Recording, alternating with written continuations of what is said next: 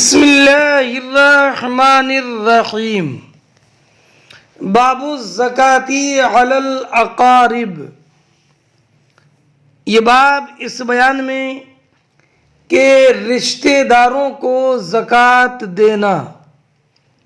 یہ بات یاد رکھیے گا کہ یہاں پر زکوٰۃ سے زکوٰۃ کا اصطلاحی معنی مراد نہیں ہے، بلکہ یہاں پر زکوٰۃ سے مراد ثواب کی نیت سے صدقہ اور خیرات کرنا ہے۔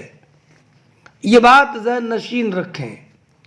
وقال النبی صلی اللہ علیہ وسلم لہو اجرانی اجر القرابہ والصدقہ۔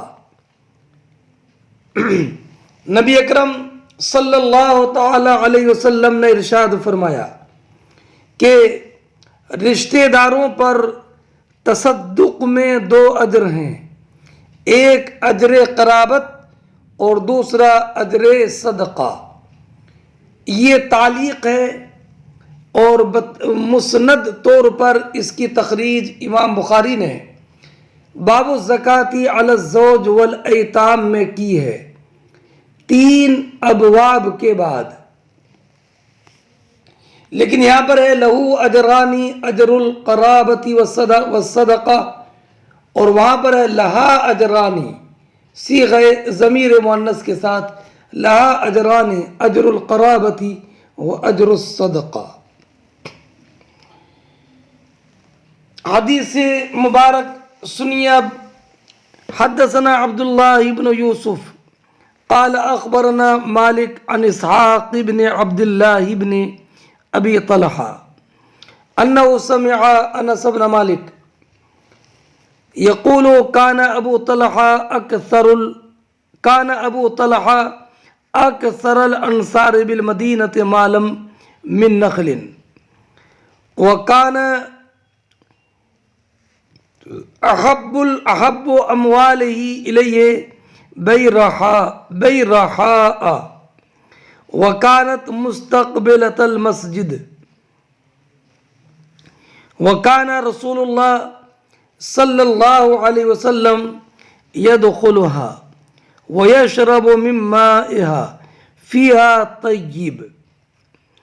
حضرت انس بن مالک رضی اللہ تعالی عنہ بیان فرماتے ہیں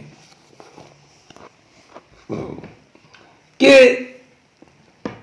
حضرت ابو طلحہ مدینے میں تمام انصار سے زیادہ مالدار تھے، ان کے پاس سب سے زیادہ کھجوروں کے باغات تھے، اور تمام مالوں میں انہیں سب سے زیادہ محبوب مال بیرحاء باغ تھا، اور یہ مسجد کے سامنے مسجد کے قریب تھا بیرحاء باغ۔ نبی اکرم صلی اللہ تعالی علیہ وسلم اس میں تشریف لے جاتے تھے، اور اس میں بہت عمدہ پانی تھا۔ سرکار اس عمدہ شیریں پانی کو نوش فرماتے تھے۔ تو حضرت ابو طلحہ کا سب سے محبوب سرمایہ بیرحاء باغ تھا۔ انس کہتے ہیں کہ جب یہ آیت کریمہ نازل ہوئی لن تنالوا البر حتى تنفقوا مما تحبون، تم لوگ کبھی بھی نیکی حاصل نہیں کر سکو گے جب تک اپنی پسندیدہ چیزوں میں سے خرچ نہ کرو۔ جب یہ آیت کریمہ نازل ہوئی تو قام ابو طلحہ الی رسول اللہ صلی اللہ علیہ وسلم، حضرت ابو طلحہ اٹھے اور نبی اکرم صلی اللہ تعالی علیہ وسلم کی خدمت میں حاضر ہوئے، اور حضرت ابو طلحہ نے عرض کی یا رسول اللہ ان اللہ تبارک و تعالی یقول لن تنالوا البر حتی تنفقوا مما تحبون، کہ اللہ رب العزت ارشاد فرماتا ہے کہ تم لوگ کبھی بھی نیکی حاصل نہیں کر پاؤ گے جب تک اپنی پسندیدہ چیزوں میں سے کچھ خرچ نہ کرو۔ وَإِنَّ أَحَبَّ أَمْوَالِ إِلَيَّ بَيْرَحَا، اور مجھے اپنے مالوں میں سب سے زیادہ پسندیدہ مال بیرحا باغ ہے۔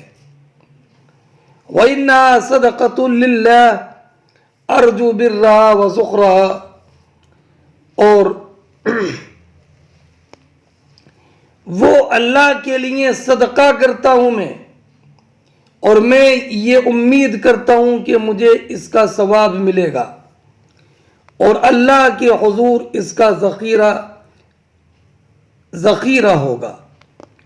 میں نے یہ اللہ کے لیے صدقہ کر دیا، اللہ کی راہ میں خرچ کر دیا۔ یہ تھا جذبہ جانثاری صحابہ کرام علیہم الرحمت والرضوان کا، اور یہ جذبہ جانثاری کہ حضرت ابو طلحہ نے اپنا سب سے زیادہ محبوب، قیمتی، پسندیدہ باغ اللہ رب العزت کی راہ میں خرچ صدقہ کر دیا۔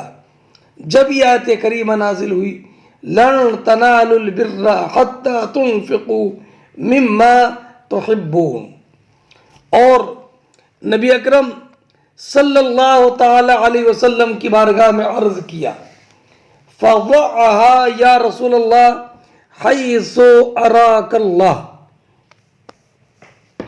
یا رسول اللہ جہاں اللہ آپ کے جی میں ڈالے وہاں آپ اسے صرف کر دیجئے، یعنی آپ جہاں اپنی ثواب دید اور یہ اللہ رب العزت جل جلالہ کی بارگاہ سے اس باغ کو جس مصرف میں خرچ کرنے کا آپ کو اشارہ ملے وہاں خرچ کر دیجئے۔ میں نے تو یہ اللہ رب العزت جل جلالہ کی راہ میں صدقہ کر دیا۔ اتنا سنا نبی کریم علیہ السلام کا حضرت ابو طلحہ کی جذبہ جانثاری اتنی پسند آئی کہ نبی اکرم صلی اللہ تعالی علیہ وسلم نے فرمایا بخن، شاباش شاباش، ذالک مال رابح، ذالک مال رابح، یہ نفع دینے والا مال ہے، یہ نفع دینے والا مال ہے۔ وقد سمعت ما قلت، اور تم نے جو کچھ کہا میں نے وہ سن لیا۔ اللہ رب العزت تمہارے جذبہ جانثاری کو سلامت رکھے۔ وَإِنِّي أَرَىٰ أَن تَجْعَلَ فِي الْأَقْرَبِينَ، اور میں یہ مناسب جانتا ہوں کہ اسے اپنے قریبی رشتہ داروں کو دے دو، اپنے قریبی رشتہ داروں کو دے دو۔ یہی ہے محل ترجمہ۔ امام بخاری رضی اللہ تعالیٰ عنہ نے یہی باب قائم فرمایا ہے کہ الزکاة، باب الزکاة علی الاقارب،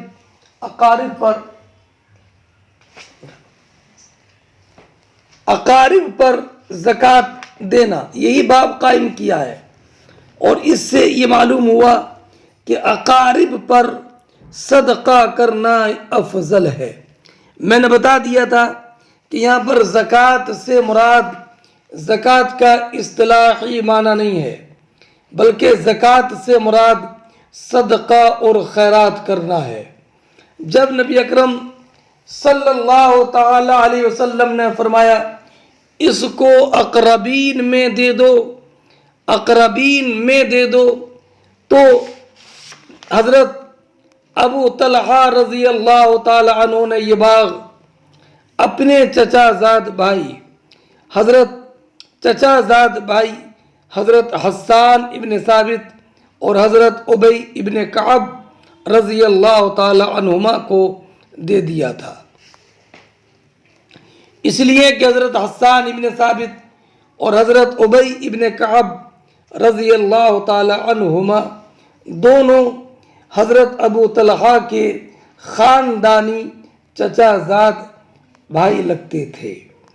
اس سے یہ معلوم ہوا کہ اقربین کو صدقہ دینا اس میں زیادہ ثواب ہے۔ فقسمها ابو طلحہ فی اقاربہ و بنی عمی، تو فقال ابو طلحہ نے کہا افعل یا رسول اللہ، سرکار ٹھیک ہے میں ایسے ہی کرتا ہوں۔ فقسمها ابو طلحہ فی اقاربہ، تو ابو طلحہ نے اسے اپنے قریبی رشتہ داروں اور چچا زاد بھائیوں میں تقسیم کر دیا۔ چلیے اب فرماتے ہیں وقال یحییٰ ابن یحییٰ و اسماعیل عن مالک رابح، فرماتے ہیں کہ یحییٰ ابن یحییٰ اور اسماعیل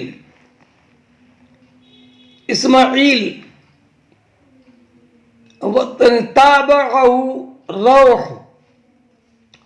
فرماتے ہیں عبداللہ ابن یوسف کی متابعت کی ہے روح نے۔ کیا مطلب کہ جیسے عبداللہ ابن یوسف نے امام مالک سے روایت کی اور امام مالک کی روایت میں جو ہے وہ سرکار نے فرمایا تھا بخی ذالک مال رابح، یہی روایت کی ہے حضرت روح نے۔ اور یحییٰ بن یحییٰ اور یحییٰ ابن یحییٰ نیشاپوری اور اسماعیل ابن اویس نے حضرت امام مالک ہی سے مال رابح کی بجائے مال رائح یا کے ساتھ روایت کی ہے۔ یحییٰ ابن یحییٰ نیشاپوری کی روایت کتاب الوکالہ میں اور اسماعیل ابن ابی اویس کی روایت کتاب التفسیر میں ہے۔ رائح کا معنی ہوگا یہ آنے جانے والا مال ہے، آنے جانے والا مال ہے۔ اور ابن بطال نے کہا کہ مال رابح کا مطلب یہ کہ نفع بخش مال ہے، نفع بخش مال ہے۔ اس حدیث سے ایک بات یہ معلوم ہوئی کہ حضرت ابو طلحہ رضی اللہ تعالی عنہ کو اپنے مالوں میں سب سے زیادہ مال پسند بیرحا باغ تھا۔ اس سے معلوم ہوا کہ مال کی محبت یہ کوئی نقص کی بات نہیں ہے، اور یہ بھی معلوم ہوا کہ باغ لگانا یہ بھی جائز ہے، اور یہ بھی معلوم ہوا کہ علماء کا باغات میں داخل ہونا جائز ہے، اور یہ بھی معلوم ہوا کہ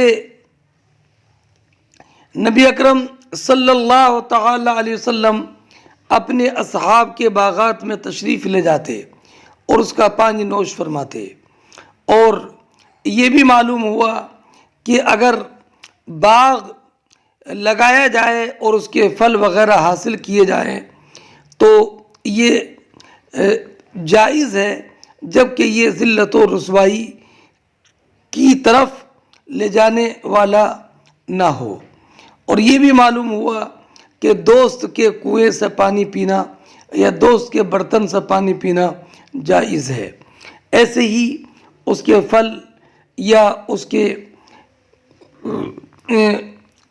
کے پھل وغیرہ کھانا یا اپنے دوست کے کھانے میں سے کچھ کھانا یہ بھی جائز ہے، جبکہ یہ معلوم ہو کہ مالک کو اس میں، مالک باغ کو اس میں کوئی اعتراض نہ ہوگا۔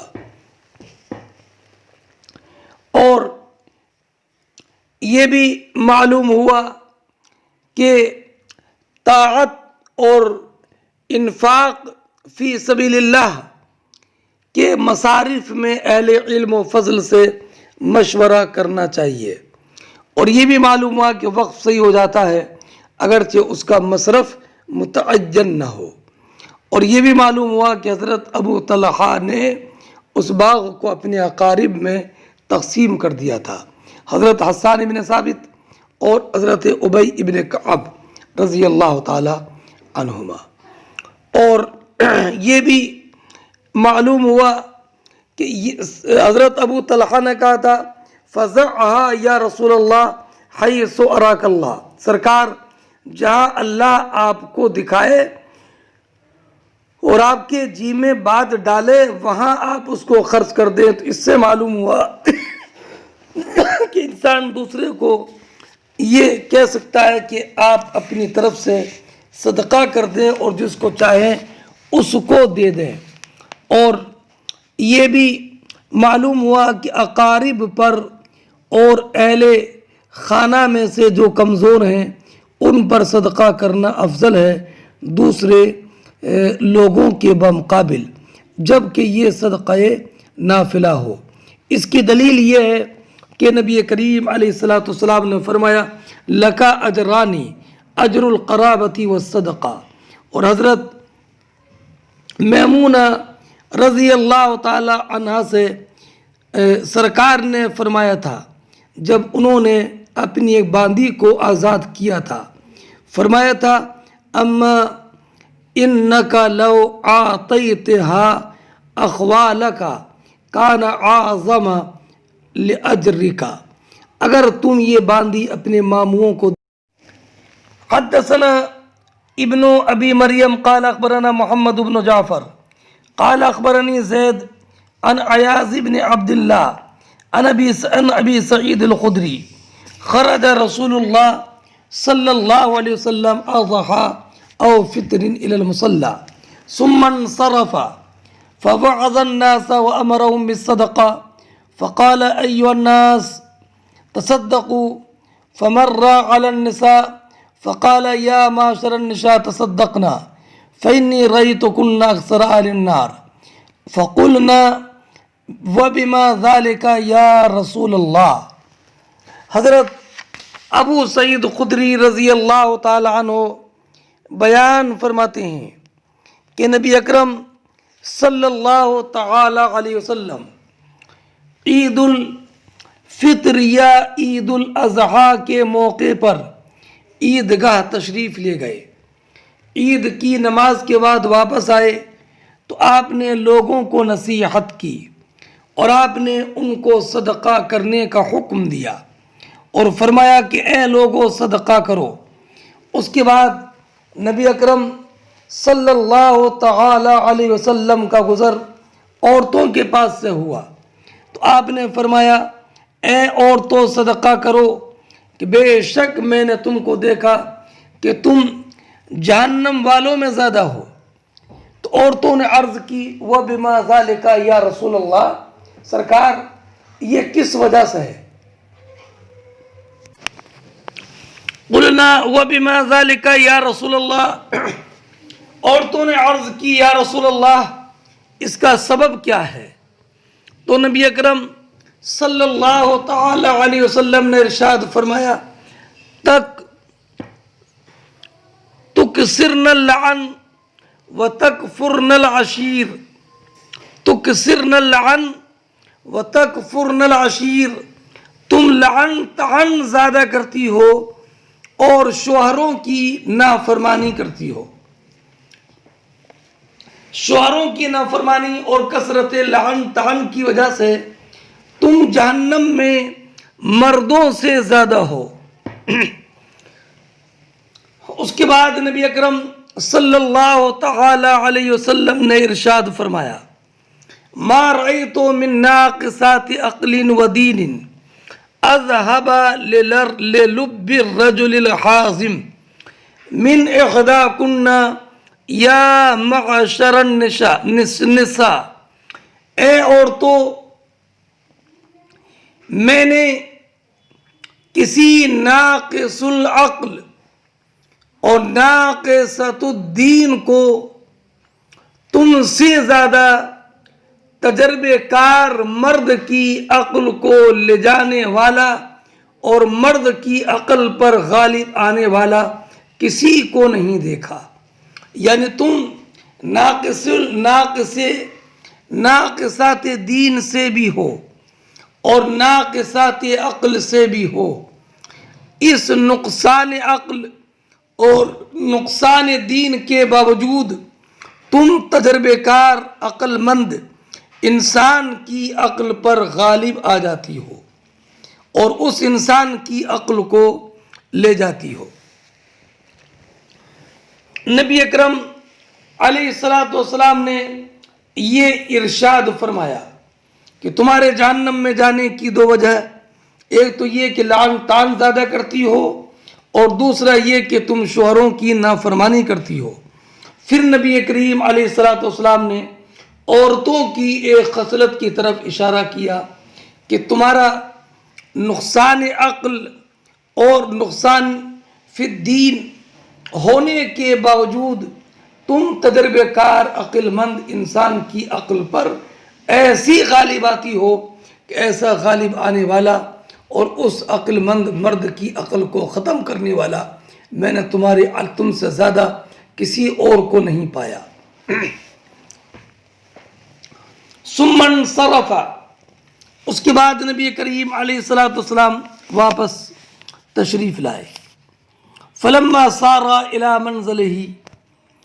منزله، جب نبی کریم علیہ الصلوۃ والسلام اپنے گھر پہنچے تو جاءت زینب امرأۃ ابن مسعود، تو عبداللہ ابن مسعود کی بیوی زینب جن کو رائطہ بھی کہا جاتا، یہ عبداللہ ابن مسعود کی بیوی زینب آئی تستأذن علیہ، نبی کریم علیہ الصلوۃ والسلام کی بارگاہ میں حاضری کی اجازت طلب کرنے لگی. فقیل یا رسول اللہ ہذہ زینب، تو کہا گیا یا رسول اللہ یہ زینب ہیں. فرمایا ای الزیانب، کون سی زینب ہیں؟ تو کہا گیا کہ عبداللہ ابن مسعود کی بیوی ہیں اور وہ آپ کی بارگاہ میں حاضری کی اجازت چاہتی ہیں. تو نبی کریم علیہ الصلوۃ والسلام نے فرمایا ٹھیک ہے، اذن لہا، ان کو اندر آنے کی اجازت دے دو. فاذن لہا، تو ان حضرت عبداللہ ابن مسعود رضی اللہ تعالی عنہ کی بیوی زینب کو نبی کریم علیہ الصلوۃ والسلام کی بارگاہ میں حاضری کی اجازت دے دی گئی.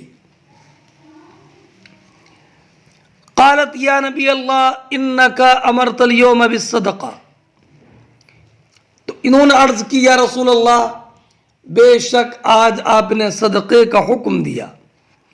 وکان عندی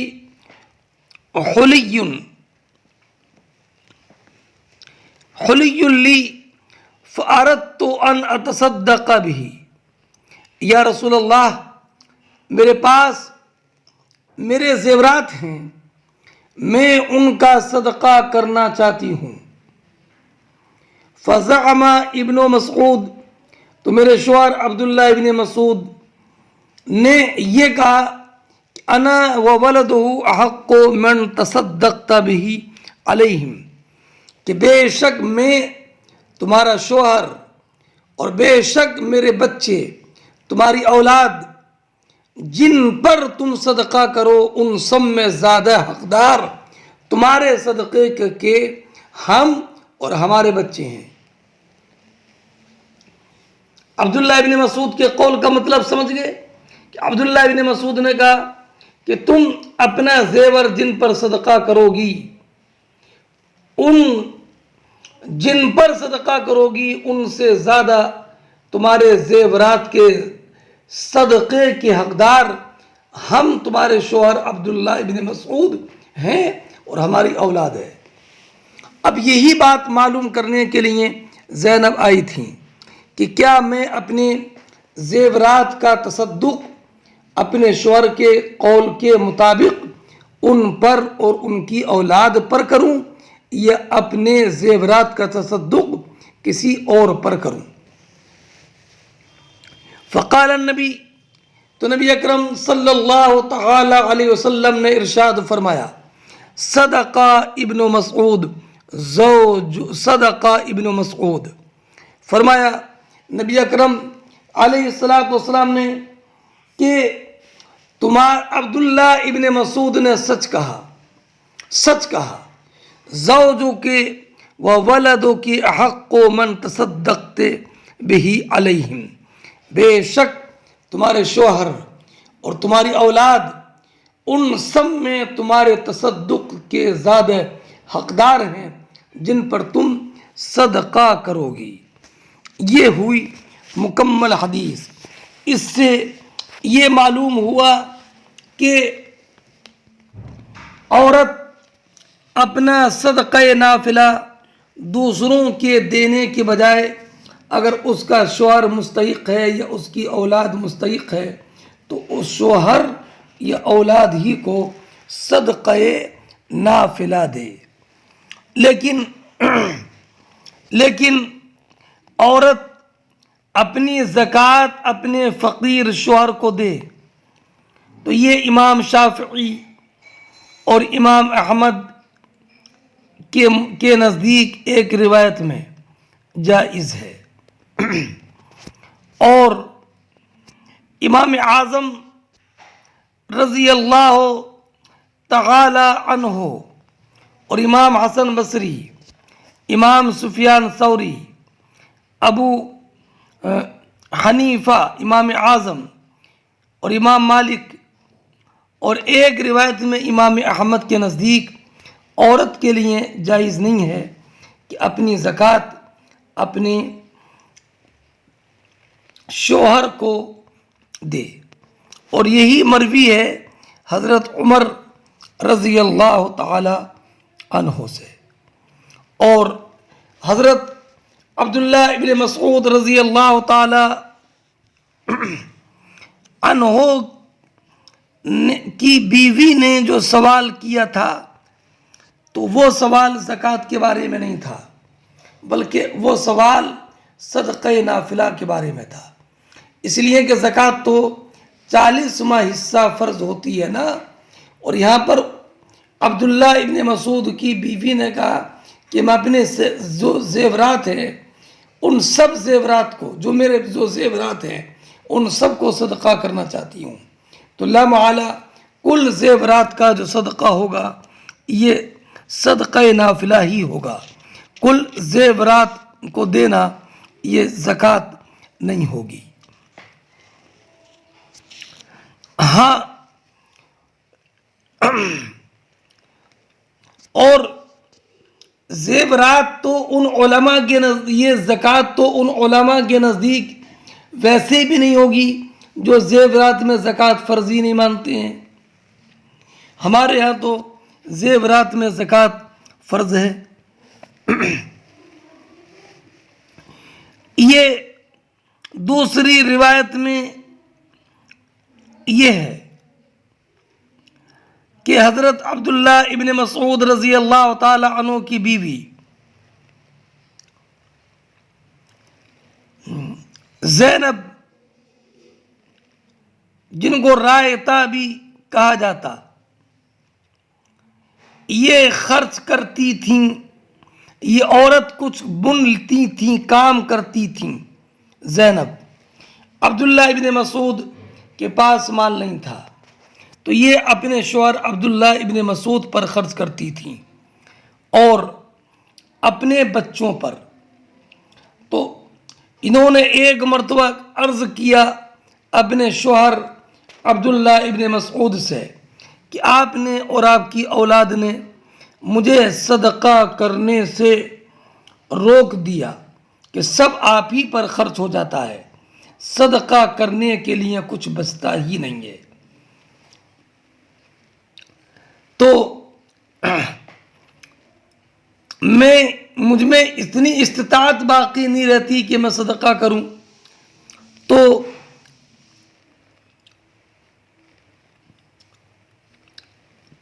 حضرت عبداللہ ابن مسعود رضی اللہ تعالی عنہ نے فرمایا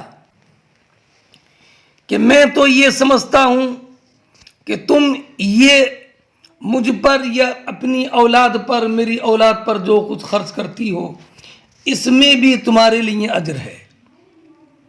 تو حضرت زینب نے اور عبداللہ ابن مسعود رضی اللہ تعالی عنہما نے نبی کریم علیہ الصلوۃ والسلام سے یہ مسئلہ معلوم کیا، اور زینب نے کہا یا رسول اللہ، میں کچھ کام کرتی ہوں، بنتی ہوں، اور اسے بیچ کر اپنے گھر کا خرچ چلاتی ہوں، اپنے شوہر عبداللہ ابن مسعود اور اپنی اولاد پر خرچ کرتی ہوں، اور عبداللہ ابن مسعود اور میرے بچوں کے پاس کوئی مال نہیں ہے.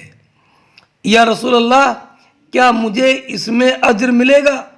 تو فرمایا لکی فی ذالک اجر ما انفقت علیہم فانفقی علیہم، بے شک تم جو ان پر خرچ کرتی ہو اس میں تمہارے لیے اجر ہے، اور ان پر خرچ کرتی رہو، ان پر خرچ، فانفقی علیہم، ان پر خرچ کرتی رہو.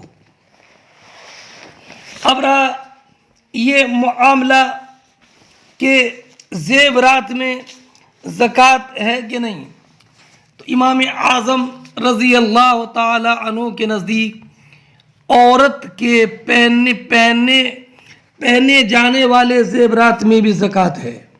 حضرت عمر، حضرت عبداللہ ابن مسعود، حضرت عبداللہ ابن عباس، حضرت عبداللہ ابن عمرو ابن عاص کا یہی موقف ہے. اور تابعین فقہاء میں سعید ابن مسیب، سعید ابن جبیر، عطا، مجاہد، عبداللہ ابن شداد، جابر ابن زید ابن سیرین، میمون، امام زوری، امام ثوری، سفیان ثوری اور امام اعظم، سب کا یہ مذہب ہے کہ عورت کے زیورات میں زکوٰۃ ہے. دلیل بہت ساری حدیثیں ہیں. ان حدیث میں ایک حدیث حضرت ابو سعید خدری سے ہے کہ نبی کریم علیہ الصلوۃ والسلام نے فرمایا 5 اوقیہ سے کم میں چاندی نہیں، 5 اوقیہ چاندی سے کم میں زکوٰۃ نہیں. یعنی 5 اوقیہ ہو، 200 درہم یا 52.5 تولہ چاندی، تو اس میں زکوٰۃ ہے. یہ مطلق ہے، زیور ہو یا زیور نہ ہو. اور سونے سے متعلق یہ روایت ہے کہ جب نبی کریم علیہ الصلوۃ والسلام نے حضرت معاذ ابن جبل کو یمن بھیجا تو انہیں حکم دیا کہ وہ 40 دینار سے 1 دینار وصول کریں، اور ہر 200 دینار میں سے 5 دینار وصول کریں. اور حضرت عبداللہ ابن عمر، حضرت عائشہ صدیقہ رضی اللہ تعالی عنہما بیان کرتے ہیں کہ نبی کریم علیہ الصلوۃ والسلام ہر 20 دینار سے نصف دینار زکوٰۃ وصول کرتے تھے، اور ہر 40 دینار سے 1 دینار زکوٰۃ وصول کرتے تھے. اب ایک روایت اور ہے کہ نبی کریم علیہ الصلوۃ والسلام نے جو مکتوب لکھا اس میں یہ بھی مذکور تھا کہ جب سونے کی قیمت 200 درہم پہنچ جائے تو ہر 40 درہم میں 1 درہم زکوٰۃ ہے. تو اب اس میں کوئی فرق نہیں ہے کہ سونا زیور کی شکل میں ہو اور یا زیور کی شکل میں نہ ہو. اس سے معلوم ہوا کہ مطلقاً سونا چاندی میں زکوٰۃ واجب ہے اگرچہ زیور ہو. اور بار شریعت میں یہ ہے کہ سونے کی نصاب 20 مسقال ہے، یعنی 7.5 تولے، اور چاندی کی نصاب 200 درہم یعنی 52.5 تولہ چاندی ہے. حضرت ام سلمہ رضی اللہ تعالی عنہ بیان کرتی ہیں کہ میں سونے کے زیورات پہنا کرتی تھی. میں نے نبی کریم علیہ الصلوۃ والسلام سے معلوم کیا یا رسول اللہ کیا یہ کنز ہے؟ تو آپ نے فرمایا جو زیور زکوٰۃ کی مقدار کو پہنچ گیا اور اس کی زکوٰۃ ادا کر دی گئی وہ کنز نہیں ہے. اور حضرت عبداللہ ابن شداد بیان کرتے ہیں کہ میں حضرت عائشہ صدیقہ کے پاس گیا تو انہوں نے بیان کیا کہ نبی کریم صلی اللہ تعالی علیہ وسلم میرے پاس آئے اور میرے ہاتھوں میں چاندی کے کنگن تھے۔ آپ نے پوچھا اے عائشہ یہ کیا ہے؟ میں نے کہا میں نے ان کو اس لیے پہنا ہے تاکہ میں آپ کے لیے آراستہ رہوں یا رسول اللہ۔ آپ نے پوچھا کیا تم ان کی زکوٰۃ ادا کرتی ہو؟ میں نے کہا نہیں۔ آپ نے فرمایا دوزخ کی آگ سے تمہارے لیے کافی ہیں۔ ایک روایت میں ہے کہ ایک عورت نبی کریم علیہ الصلوۃ والسلام کے پاس آئی اور اس کے ساتھ اس کی بیٹی تھی اور اس کے ہاتھ میں سونے کے کنگن تھے۔ آپ نے اس سے پوچھا کیا تم اس کی زکوٰۃ دیتی ہو؟ اس نے کہا نہیں۔ تو آپ نے فرمایا کیا تمہیں اس سے خوشی ہوگی کہ اللہ تعالیٰ تمہیں قیامت کے دن آگ کے 2 کنگن پہنا دے؟ اس عورت نے وہ کنگن اتار کر ڈال دیے اور آپ نے فرمایا تم ان کی زکوٰۃ ادا کیا کرو۔ اس عورت نے کہا یہ اللہ اور اس کے رسول کے لیے ہے۔ حضرت زینب جو حضرت عبداللہ ابن مسعود رضی اللہ تعالی عنہ کی بیوی ہیں، وہ بیان کرتی ہیں میں نے عرض کیا یا رسول اللہ میرے زیورات ہیں اور حضرت عبداللہ ابن مسعود کا ہاتھ تنگ ہے اور میرے زیر کفالت میری 2 بھتیجیاں ہیں، کیا میرے لیے جائز ہے کہ میں اپنے زیورات کی زکوٰۃ ان پر خرچ کروں؟ تو آپ نے فرمایا کہ ہاں۔ پھر انہوں نے کہا کہ حضرت عبداللہ ابن مسعود نے کہا تمہاری اور تمہارے بچوں کی کفالت نے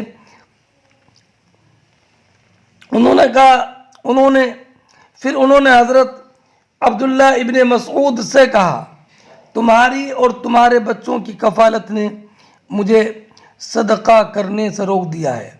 تب نبی کریم علیہ الصلوۃ والسلام نے فرمایا تم ان پر خرچ کرو، تمہارے لیے اس میں 2 اجر ہیں۔ اور اس سے یہ معلوم ہوا کہ عورت پر اس کے زیورات میں زکوٰۃ فرض ہے، لہذا اور ایک روایت یہ ہے کہ حضرت عبداللہ ابن عمر اپنی بیویوں کو حکم دیتے تھے کہ وہ اپنی زیورات کی زکوٰۃ دیا کریں۔ عمر ابن حرم بیان کرتے ہیں کہ حضرت جابر ابن زید سے سوال کیا گیا کہ کیا زیورات میں زکوٰۃ ہے؟ تو انہوں نے کہا کہ ہاں جب وہ 20 مثقال ہوں۔ اب اس سے یہ معلوم ہوا کہ زیورات میں زکوٰۃ فرض ہے۔ اللہ رب العزت ہماری ماں اور بہنوں کو اپنے زیورات کی زکوٰۃ حکم شرع کے مطابق نکالنے کی توفیق رفیق عطا فرمائے، ورنہ یہ ان کے لیے نہایت آخرت کے عذاب کا باعث ہے کہ نبی کریم علیہ الصلوۃ والسلام نے سونے کے کنگنوں کو جن کی زکوٰۃ نہ نکالی جائے آگ کے کنگن فرمایا ہے۔ باب لیس علی المسلم فی فرسہ صدقہ، مسلمان پر اس کے گھوڑے میں زکوٰۃ واجب نہیں ہے۔ مسلمان پر اس کے گھوڑے میں زکوٰۃ واجب نہیں ہے۔ پہلے روایت سنیے، اس کے بعد میں اس کی تشریح کرتا ہوں۔ حدثنا آدم قال حدثنا شعبہ قال حدثنا عبد اللہ بن دینار قال سمعت سلیمان بن یسار عن عراقی بن مالک عن ابی ہریرہ قال قال النبی صلی اللہ علیہ وسلم لیس علی المسلم فی فرسہ وغلامہ صدقہ۔ امام بخاری فرماتے ہیں کہ ہم سے حدیث بیان کی آدم نے، انہوں نے کہا کہ ہم سے حدیث بیان کی شعبہ نے، انہوں نے کہا کہ ہم سے حدیث بیان کی عبداللہ ابن دینار نے۔ وہ کہتے ہیں کہ میں نے سلیمان ابن یسار کو سنا، وہ روایت کرتے ہیں عراق ابن مالک سے، وہ روایت کرتے ہیں حضرت ابو ہریرہ رضی اللہ تعالی عنہ سے کہ نبی کریم صلی اللہ تعالی علیہ وسلم نے ارشاد فرمایا لیس علی المسلم فی فرسی و غلامی صدقہ، مسلمان پر اس کے گھوڑے اور غلام میں زکوٰۃ واجب نہیں ہے، زکوٰۃ واجب نہیں ہے۔ چنانچہ سعید ابن مسیب، عمر بن عبدالعزیز، مکحول، عطا اور ابن سیرین، امام سفیان ثوری، امام زہری، امام مالک، امام شافعی، امام احمد نے یہ فرمایا کہ گھوڑوں میں بالکل زکوٰۃ نہیں ہے۔ اور امام اعظم رضی اللہ تعالی عنہ اور ابراہیم نخعی، حماد ابن ابی سلیمان، امام ظفر نے یہ کہا کہ جو گھوڑے نسل بڑھانے کے لیے رکھے ہوں ان میں زکوٰۃ واجب ہے۔ شمس الائمہ امام سرخسی نے فرمایا کہ صحابہ میں سے حضرت زید ابن ثابت رضی اللہ تعالی عنہ کا بھی یہی موقف ہے کہ جو گھوڑے نسل بڑھانے کے لیے رکھے ہوں ان میں زکوٰۃ واجب ہے۔ اس تعلق سے ایک حدیث ہے کہ حضرت ابو ہریرہ رضی اللہ تعالی عنہ سے ایک حدیث مروی ہے۔ اس حدیث کا ایک ٹکڑا یہ ہے کہ نبی اکرم صلی اللہ تعالی علیہ وسلم سے صحابہ کرام نے پوچھا گھوڑوں کے متعلق کیا حکم ہے؟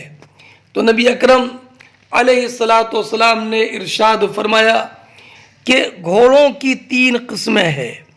ایک قسم وہ ہے جو اپنے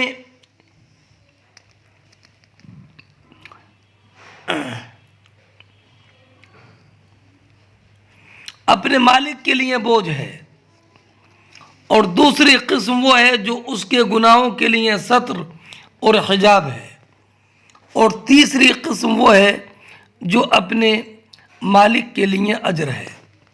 وہ گھوڑے جو اپنے مالک کے لیے بوجھ ہیں یہ وہ ہیں جن کو اس نے صرف مسلمانوں کو دکھانے اور ان پر فخر کرنے کے لیے باندھا ہے، اور وہ گھوڑے جو اس کے لیے ستر ہیں یہ وہ گھوڑے ہیں جن کو اس نے اللہ کے راستے میں باندھا ہے، اور ان گھوڑوں کی پشت میں اور ان کی گردنوں میں اللہ کا جو حق ہے زکوٰۃ اس کو نہیں بھولا۔ اور رہے وہ گھوڑے جو اس کے لیے اجر ہیں، یہ وہ گھوڑے ہیں کہ جن کو اس نے مسلمانوں کے لیے اللہ کے راستے میں باندھا ہے۔ امام اعظم رضی اللہ تعالیٰ عنہ اور امام اعظم رضی اللہ تعالیٰ عنہ نے اس حدیث سے یہ استدلال کیا ہے کہ گھوڑوں میں زکوٰۃ واجب ہے، اور انہوں نے امام اعظم نے فرمایا کہ اس حدیث میں یہ دلیل ہے کہ گھوڑوں میں اللہ کا حق ہے جس طرح باقی اموال میں اللہ کا حق ہے، اور اس حق کی وجہ سے ان پر زکوٰۃ واجب ہوتی ہے۔ چنانچہ ایک اور روایت ہے، صاحب ابن یزید نے امام زہری سے بیان کیا کہ میں نے اپنے والد یزید کو دیکھا کہ وہ گھوڑوں کی قیمت لگاتے اور اس کی زکوٰۃ حضرت عمر رضی اللہ تعالی عنہ کو ادا کرتے۔ ابن شہاب زہری بیان کرتے ہیں کہ حضرت عثمان گھوڑوں کی زکوٰۃ دیتے تھے، اور نمیر کے بھانجے الصائب بیان کرتے ہیں کہ وہ حضرت عمر کے پاس گھوڑوں کی زکوٰۃ لے کر جاتے تھے۔ اس کا حاصل یہ ہے کہ گھوڑے اگر سواری اور بوجھ ڈھونے کے لیے ہوں تو ان میں بالاجماع زکوٰۃ نہیں، اور اگر تجارت کے لیے ہوں تو ان میں زکوٰۃ ہے۔ گھوڑے اگر چرائی پر ہوں، توالد اور تناسل کے لیے ہوں تو جمہور ائمہ کے نزدیک زکوٰۃ نہیں، یہاں تک کہ امام ابو یوسف اور امام محمد بھی یہی فرماتے ہیں، اور یہی قول مفتہ بہی بھی ہے، یہی قول مفتہ بہی بھی ہے۔ اب یہ جو فرمایا سرکار نے، جو آپ نے حدیث پاک پڑھی کہ لیس علی المسلم فی فرسی صدقہ، مسلمان پر اس کے گھوڑے میں زکوٰۃ نہیں ہے، اس سے مراد وہ گھوڑا ہے جو جہاد یا سواری یا بوجھ ڈھونے کے لیے ہو، اور اس میں بالاتفاق زکوٰۃ نہیں، کیونکہ یہ حوائج اصلیہ میں ہے۔ اور ترمذی میں ایک حدیث ہے کہ سرکار نے فرمایا کہ میں نے گھوڑے اور غلام کی زکوٰۃ معاف کر دی، چاندی کی زکوٰۃ لاؤ، اس سے بھی یہی جہاد یا سواری کا۔ لیس علی المسلم فی عبدہ صدقہ، یہ بات اس بیان میں کہ مسلمان پر اس کے غلام میں صدقہ یعنی زکوٰۃ نہیں ہے۔ ابو ہریرہ کی حدیث دو ترجمے کے ساتھ ذکر کی، ایک میں یہ لیس علی المسلم فی غلام ہی صدقہ، اور ایک میں یہ لیس علی المسلم فی عبد ہی صدقہ۔ غلام اور عبد میں کیا فرق ہے؟ تو غلام لغت میں اس بچے کو بولتے ہیں کہ جس نے اپنی ماں کا دودھ چھوڑ دیا ہو، اس کو غلام بولتے ہیں 7 سال کی عمر تک۔ اور لوگوں کی اصطلاح میں غلام کا اطلاق عبد پر بھی ہوتا ہے اور اس آزاد پر بھی ہوتا ہے کہ جو کہ لوگوں کی خدمت کرے۔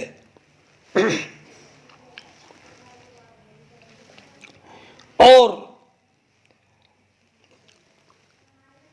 غلام کا استعارہ میں نے بتایا بھی عبد کے لیے بھی کیا جاتا ہے، بولتے ہیں غلام القصار ای اجیر القصار، غلام کی جمع غلمان آتی ہے اور غلامہ آتی ہے، اور عبد جو ہے وہ خلاف حر، جو آزاد نہ ہو۔ عبد کی جمع عبید اور عباد اور عبدان بھی آتی ہے۔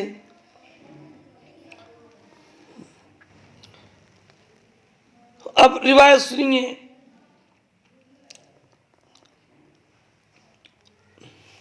حدثنا مسدد قال حدثنا يحيى ابن سعيد عن خسيم بن عراق قال حدثني أبي عن أبي هريرة عن النبي صلی اللہ علیہ وسلم۔ امام بخاری فرماتے ہیں کہ ہم سے حدیث بیان کی مسدد نے، انہوں نے کہا کہ ہم سے حدیث بیان کی یحییٰ ابن سعید نے، وہ روایت کرتے ہیں خسیم ابن عراق سے، انہوں نے کہا کہ مجھ سے حدیث بیان کی میرے والد عراق نے، وہ روایت کرتے ہیں ابو ہریرہ رضی اللہ تعالی عنہ سے، وہ روایت کرتے ہیں نبی اکرم صلی اللہ تعالی علیہ وسلم سے۔ تحویل سند کے بعد ہم سے حدیث بیان کی سلیمان ابن حرب نے، انہوں نے کہا کہ ہم سے حدیث بیان کی وہیب ابن خالد نے، انہوں نے کہا کہ ہم سے حدیث بیان کی خسیم ابن عراق ابن مالک نے، وہ روایت کرتے ہیں اپنے والد عراق ابن مالک سے، وہ روایت کرتے ہیں ابو ہریرہ رضی اللہ تعالی عنہ سے۔ اس حدیث کی سند میں جو یحییٰ کا لفظ ہے تو یحییٰ ابن سعید یہ قطان ہے، ہیں، اور یہ ابن عراق ابن مالک غفاری ہیں۔ ابو ہریرہ رضی اللہ تعالی عنہ بیان فرماتی ہیں، لیس علی المسلم صدقہ فی عبدہ ولا فرسہ، کہ مسلمان پر زکوٰۃ واجب نہیں ہے، نہ اس کے غلام میں اور نہ اس کے گھوڑے میں، نہ اس کے غلام میں اور نہ اس کے گھوڑے میں۔ میں نے آپ کے سامنے ابھی اس کی مکمل تشریح کر دی کہ ایسے ہی غلام اگر تجارت کے لیے ہو تو اس میں زکوٰۃ واجب ہوگی، اور اگر غلام خدمت کے لیے ہو، تجارت کے لیے نہ ہو، تو اس میں زکوٰۃ واجب نہیں ہوگی۔ چنانچہ ترمذی شریف کی میں نے ابھی آپ کے سامنے حدیث پیش کی تھی کہ نبی کریم علیہ الصلاۃ والسلام نے فرمایا کہ میں نے غلام اور گھوڑے کی زکوٰۃ کو معاف کر دیا، چاندی کی زکوٰۃ لاؤ۔ تو اس سے یہ معلوم ہوا کہ اگر غلام خدمت کے لیے ہو، تجارت کے لیے نہ ہو، تو اس میں زکوٰۃ واجب نہیں ہوگی، لیکن اگر تجارت کے لیے ہو تو زکوٰۃ واجب ہوگی۔ چنانچہ ایک روایت میں ہے، سمرہ ابن جندب کی روایت ہے، ان رسول اللہ صلی اللہ علیہ وسلم کان یأمرنا اللہ تخرج الصدقۃ من الرقیق، کہ نبی کریم علیہ الصلاۃ والسلام ہم کو حکم دیتے تھے کہ غلام کی زکوٰۃ نہ نکالی جائے۔ اور ایک روایت ابن ماجہ میں ہے، حضرت علی رضی اللہ تعالی عنہ سے مروی ہے، نبی کریم نے فرمایا تجوزت لکم عن صدقۃ الخیل والرقیق، میں نے تم کو معاف کر دیا، تم سے درگزر کر دی گھوڑے اور غلام کی زکوٰۃ سے۔ اور حضرت علی کی دوسری روایت جو ابو داود، ترمذی اور نسائی شریف میں ہے کہ نبی کریم حضرت علی فرماتے ہیں کہ نبی کریم صلی اللہ تعالی علیہ وسلم نے فرمایا قد عفوت لکم عن صدقۃ الخیل والرقیق، کہ میں نے تم سے معاف کر دیا اونٹ اور غلام کی زکوٰۃ کو۔ حضرت عبداللہ ابن عباس رضی اللہ تعالی عنہ سے روایت ہے، وہ روایت کرتے ہیں نبی اکرم علیہ الصلاۃ والسلام سے کہ حضرت نبی اکرم علیہ الصلاۃ والسلام نے فرمایا قد عفوت لکم عن صدقۃ الخیل والرقیق ولیس فیما دون المئتین زکوٰۃ، کہ میں نے تم سے معاف کر دیا گھوڑے کی زکوٰۃ کو، غلام کی زکوٰۃ کو، اور 200 درہم سے کم میں زکوٰۃ نہیں ہے۔ اور یہ حدیثیں اس بات کی دلیل ہیں کہ غلام میں زکوٰۃ نہیں ہے۔ چنانچہ ایک حدیث میں یہ ہے لا صدقۃ علی الرجل فی خیلہ ولا فی رقیقہ، اور ایک روایت میں یہ اور زیادہ ہے ولا فی ولیدتہ، کہ مرد پر زکوٰۃ نہیں ہے، نہ اس کے گھوڑوں میں اور نہ اس کے غلاموں میں اور نہ اس کی باندیوں میں۔ تو ان حدیث سے، اور ایک روایت یہ ہے کہ نبی اکرم صلی اللہ تعالی علیہ وسلم نے اہل یمن کو ایک خط لکھا جس میں فرائض، سنن اور دیتوں کا ذکر تھا. اس میں یہ بھی تھا اِنَّهُ لَيْسَ فِي عَبْدِهِ وَلَا فِي فَرَسِهِ شَيْءٌ، کہ انسان کے غلام میں اور اس کے گھوڑے میں کوئی زکوٰۃ نہیں ہے. تو اس سے یہ معلوم ہوا کہ اگر غلام تجارت کے لیے نہ ہو تو ان میں زکوٰۃ لازم اور واجب نہیں ہوگی، اور اگر تجارت کے لیے ہو تو میں اس کی توضیح پہلے کر چکا کہ جیسے اور مال تجارت میں زکوٰۃ فرض ہے، ایسے ہی زکوٰۃ لازم ہوگی غلام میں بھی جو کہ بغرض تجارت اس کو رکھا جائے اور وہ مال تجارت کی شکل میں ہو. چلیے یہاں تک باب مکمل ہو گیا. اب یہاں سے اگلا باب شروع ہوگا.